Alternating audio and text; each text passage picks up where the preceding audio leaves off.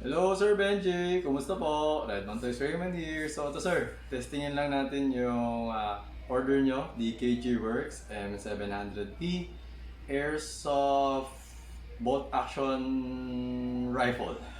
Okay, so ayan. So nilagyan na natin ng bala at saka gas, no? Yung magazine. So yung ating chrono, so ito. Okay, wait lang.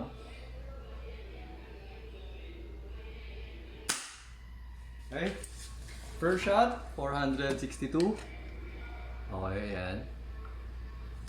Okay, ulitin natin. Anim na bala nilagay ko rito. Yung gas na ginamit natin is number 12, no? So, mas mataas pa yan kung mas room temperature. Kasi naka 24/7 yung aircon ko dito eh. So yan. So yung bolt action niya is parang same sa tunay na baril, no? So, malambot lang siya. Okay. Yun yung maganda sa mga gas type. So wait, okay, firing. Okay. 443. So very light lang. Walang blowback, walang ano.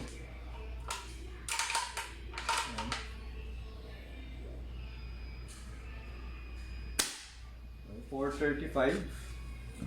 Okay, so okay na to. Puto ko na lang yung ano pa na nakakangawit eh. Mabigat din eh. Okay.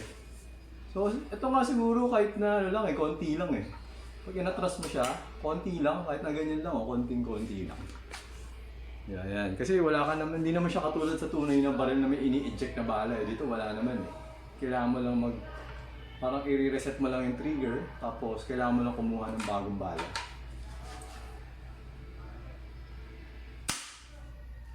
Hindi lumabas. Teka. 442.5.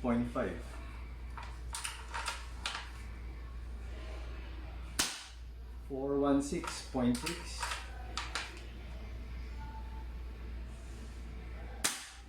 407. Wala na naman to eh. Wala na. Okay, so to remove the magazine, okay, so kailangan naka-open yung bolt. Alam ko na naka-open. So ito, naka-close yung bolt niya, di ba? Tapos ipa-press mo dito sa ilalim. So may ilalim lang to. So may harap dito, ito. Para matanggal. Ayaw matanggal, oh. Kasi naka-close yung bolt eh. So kailangan naka-open. Hilahin mo siya konti, ganyan. Tapos saka mo siya ipa-press. Alalay ka dito, hawakan mo siya para hindi siya mahulog. Yan. Okay? Yan. Ganun siya, wala na siyang bala. So, ganun din, kapag ibabalik mo siya, kailangan lagyan mo siya ng, kailangan naka-open to bago mo siya papasok.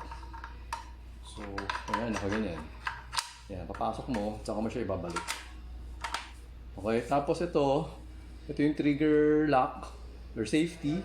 Kapag naka-forward, ready to fire. Kapag naka-back, is naka-lock siya. Okay?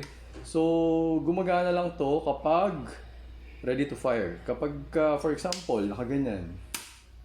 Ay, pumutok. O nakaganyan. So, hindi na go-work yung trigger, no? Hindi na to atras. Hindi mo na ma-atras yan. Kasi kumbaga, unusable na yung trigger. Ganun siya. Okay?